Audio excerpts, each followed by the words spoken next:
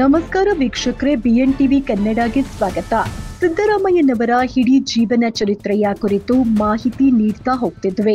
ಹಿಂದಿನ ಎಪಿಸೋಡ್ನಲ್ಲಿ CM Siddaramaiah JDS ಸೇರಿದ್ದು ಹೇಗೆ, ಯಾಕೆ, ಮತ್ತೆ ಸವಾಲುಗಳನ್ನ ಎದುರಿಸಿ ಸೋಲನ್ನ ಕಂಡ್ರು, ಸೋತರು, ಜಗ್ಗದೆ ಮುಂದಿನ ಕಲ್ಲು ಮುಳ್ಳುಗಳ ಹಾದಿ ಹೇಗಿತ್ತು ಅನ್ನೋದರ ಡೀಟೇಲ್ಸ್ ತಿಳಿಸಿದ್ವಿ.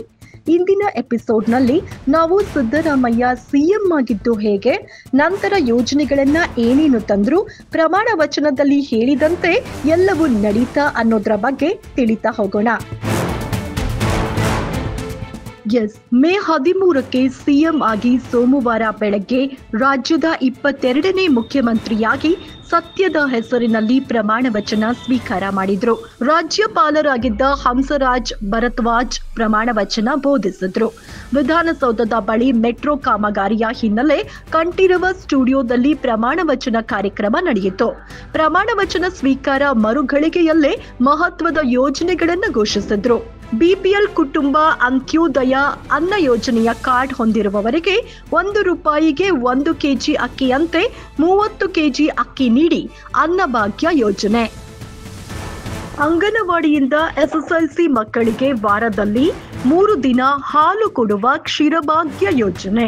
SC ST OBC ಅಲ್ಪಸಂಖ್ಯಾತರ ಸಾಲ ಮನ್ನಾ ಯೋಜನೆ ಘೋಷಿಸಿದ್ರು. ಅಲ್ಲದೆ ಬಡವರಿಗೆ ಮನೆ ಕಟ್ಟೋಕೆ ಕೊಡ್ತಾ ಇದ್ದ ಸಬ್ಸಿಡಿಯನ್ನ 25,000ದಿಂದ 1,25,000 ರೂಪಾಯಿಗೆ ಏರಿಕೆ ಮಾಡಿದ್ರು. ಕರೆಂಟ್ ಬಿಲ್ ಕಟ್ಟದೆ ವಿದ್ಯುತ್ ಸಂಪರ್ಕ ಕಳೆದುಕೊಂಡ ಭಾಗ್ಯಲಕ್ಷ್ಮಿ ಯೋಜನೆಯ ಫಲಾನುಭವಿಗಳಿಗೆ 1 ಸಲ ವಿದ್ಯುತ್ ಮನ್ನಾ ಮಾಡಿ ಮತ್ತೆ ವಿದ್ಯುತ್ ಕೊಡೋದಾಗಿ ಘೋಷಿಸಿದ್ರು. ಹಾಲಿನ ಮೇಲಿನ ಸಬ್ಸಿಡಿಯನ್ನ ಪ್ರತಿ ಲೀಟರ್ಗೆ ₹2ಯಿಂದ ₹4 ಹೆಚ್ಚು ಮಾಡಿದ್ರು. ಇದೆಲ್ಲದರ ಗುರಿ 2014ರ ಲೋಕಸಭಾ ಚುನಾವಣೆ ಆಗಿತ್ತು ಅಂತ ಬಿಜೆಪಿ ಟೀಕೆ ಮಾಡ್ತು. ಇದಕ್ಕೆ ಸಿದ್ದರಾಮಯ್ಯ ಪ್ರಣಾಳಿಕೆಯಲ್ಲಿ ಏನು ಭರವಸೆ ಕೊಟ್ಟಿದ್ದೇವೋ ಅದೇ ನುಡಿದಂತೆ ನಡೆಯುತ್ತಿದ್ದೇನೆ ಎಂದ್ರು.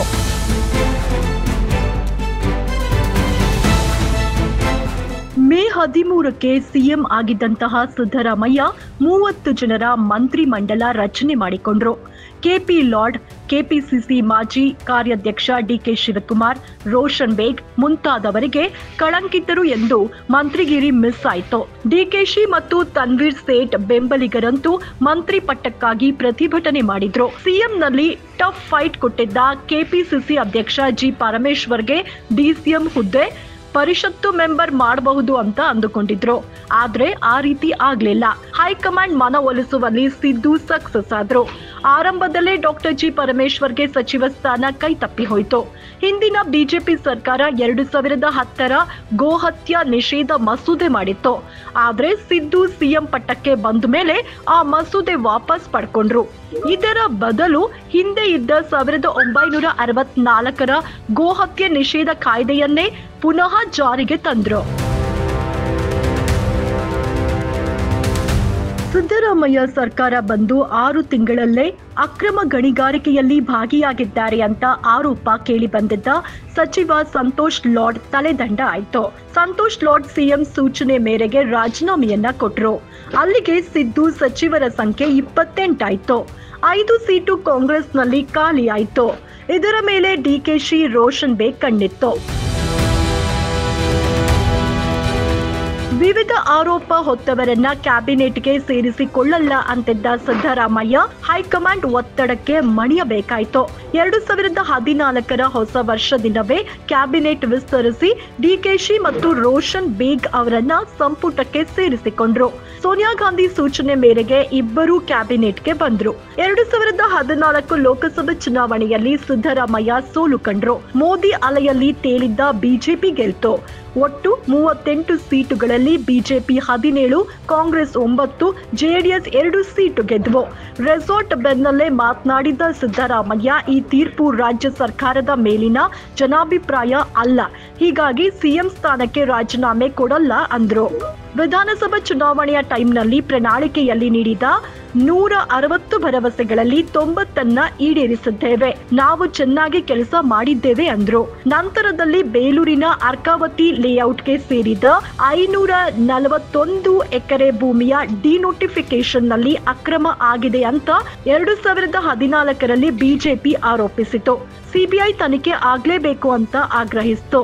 ಆಗ ಸಿದ್ದರಾಮಯ್ಯ ಡಿನೋಟಿಫಿಕೇಶನ್ ಮಾಡಿದ್ದು ನಿಮ್ಮ ಸರ್ಕಾರ, ನಾವು ಸ್ವಲ್ಪ ಚೇಂಜಸ್ ಮಾಡಿದ್ದೀನಿ ಎಂದ್ರು. ಅರ್ಕಾವತಿ ಲೇಔಟ್ಗೆ ಸಂಬಂಧಪಟ್ಟಂತೆ 2003ರಿಂದ ನಡೆದ ಡಿನೋಟಿಫಿಕೇಶನ್ ಬಗ್ಗೆ ನ್ಯಾಯಾಂಗ ತನಿಖೆಗೆ ಆಗ್ರಹಿಸಲಾಯಿತು. ಹೈಕೋರ್ಟ್ ನಿವೃತ್ತ ನ್ಯಾಯಾಧಿಕಾರಿ ಕೆಂಪಣ್ಣ ನೇತೃತ್ವದ ಸಮಿತಿ 3 ವರ್ಷ ತನಿಖೆ ನಡೆಸಿ ಸರ್ಕಾರಕ್ಕೆ ರಿಪೋರ್ಟ್ ನೀಡಿತು. ಅದರಲ್ಲಿ ಸಿದ್ದರಾಮಯ್ಯಗೆ ಕ್ಲೀನ್ ಚಿಟ್ ನೀಡಲಾಯಿತು. ನಂತರದಲ್ಲಿ 2015 ಮಾರ್ಚ್ 23ನೇ ತಾರೀಕಿನಂದು ದಕ್ಷ IAS ಅಧಿಕಾರಿ ಡಿಕೆ ರವಿ ಸಾವನ್ನಪ್ಪಿದ್ರು.